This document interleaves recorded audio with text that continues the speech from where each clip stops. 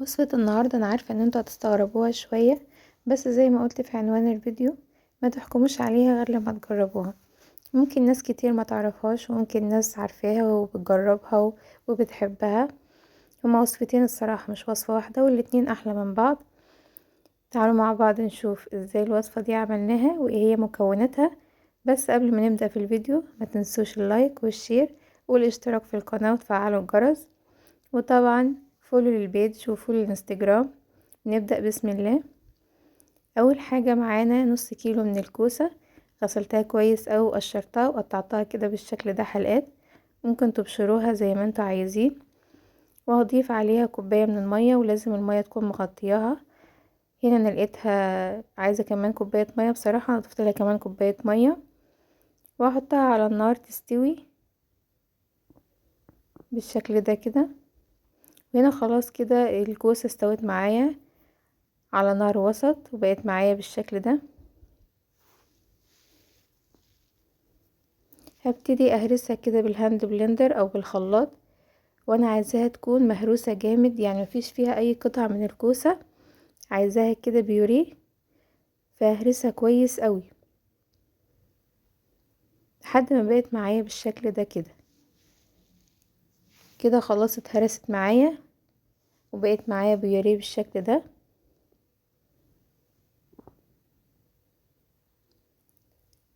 هجيب حلة فيها تقريبا لتر من اللبن، هضيف عليها 5 معالق كبار مليانين من النشا، و5 معالق كبار مليانين من السكر. وطبعا السكر حسب الرغبة تقدروا تزودوه او تقللوه. وهدوبهم كويس قوي في اللبن لحد السكر والنشا ما يدوبوا معايا بالشكل ده كده. اتأكدت ان النشا والسكر دابوا كويس قوي في اللبن.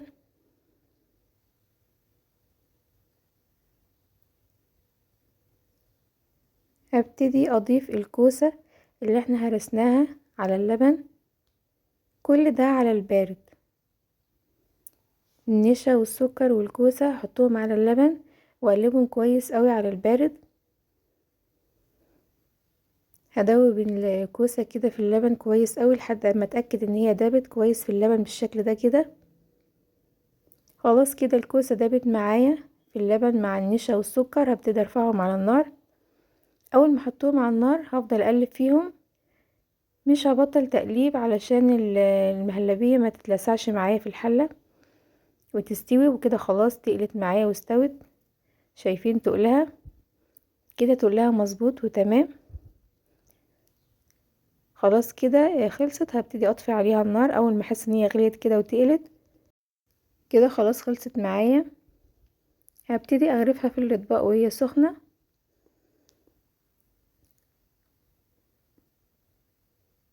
شايفين تقلها مظبوط ازاي؟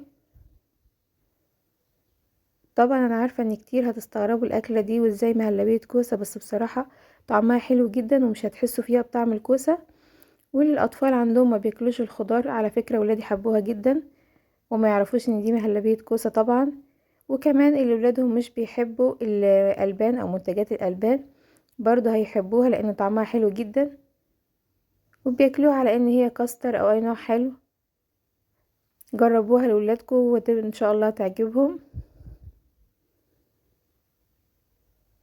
وخلاص كده غرفناها وبقت معانا بالشكل ده.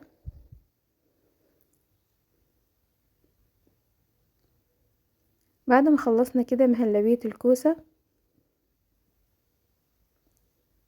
تعالوا بقى ندخل على الوصفة التانية، وهي برضو نوع تاني من المهلبية، وهي مهلبية الجزر. اول حاجة معايا برضو نص كيلو من الجزر، غسلته وقشرته وقطعته حلقات بالشكل ده، وبرضو ممكن تبشروه. وبرضو هغطيه بالمية بالشكل ده، وهبتدي ارفعها على النار لحد ما تستوي معايا.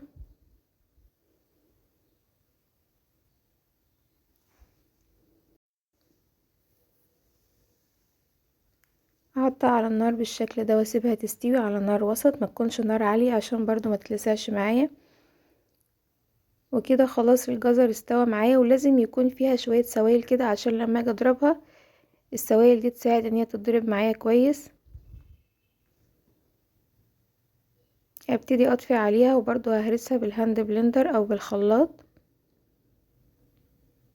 ههرسها كويس قوي، مش عايزة فيها اي قطع من الجزر، لازم تتهرس معايا كويس قوي. ممكن تسيبوها تبرد طبعا وتهرسوها.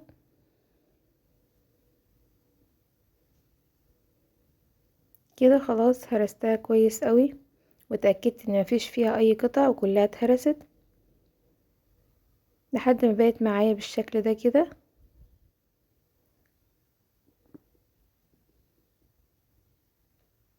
بعد ما هرست الجزر هجيب حلة واحط فيها لتر من اللبن، وعليه 5 معالق كبار مليانين من السكر، و5 معالق كبار مليانين من النشا، وهدوبهم كويس قوي في اللبن لحد اتأكد ان هما دابوا في اللبن والسكر داب تماما. خلاص كده النشا والسكر دابوا معانا. هبتدي اضيف عليهم الجزر اللي احنا هرسناه بالشكل ده كده. هنزل معايا كل كمية الجزر وبرضه هدوبه في اللبن كويس قوي.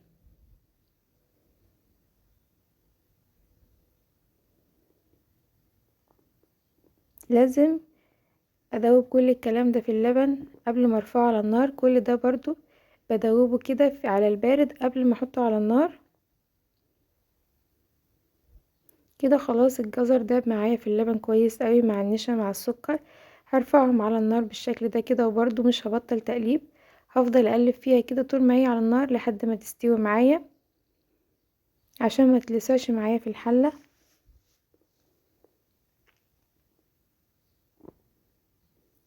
خلاص كده ابتدت تتقل معايا،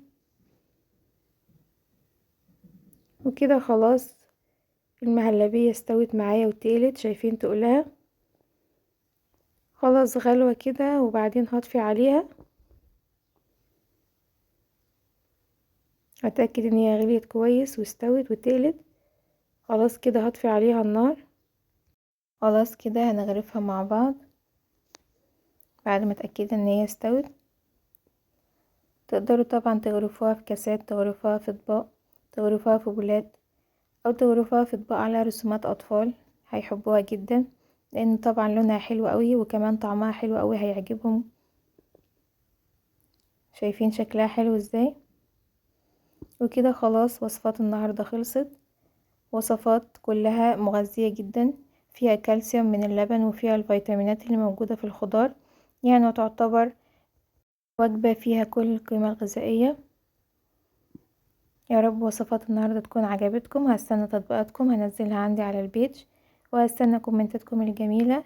لو جربتوها تقوليلي عجبتكم ولا لا. تعالوا نشوف مهلبية الكوسة بعد ما بردت معانا. شايفين شكلها حلو ازاي؟ وكمان طعمها بيكون حلو جدا ومش هتحسوا فيها بطعم الكوسة خالص. للناس اللي ما بتحبش طعم الكوسة بالعكس بيكون طعمها حلو قوي. ومعانا كمان مهلبية الجزر بعد ما بردت، لونها بيكون حلو قوي وطعمها بيكون حلو قوي، وبتكون ساقعة كده كده بما اننا داخلين على الصيف. وخلاص كده اتمنى اشوفكم على خير ان شاء الله في فيديو جديد.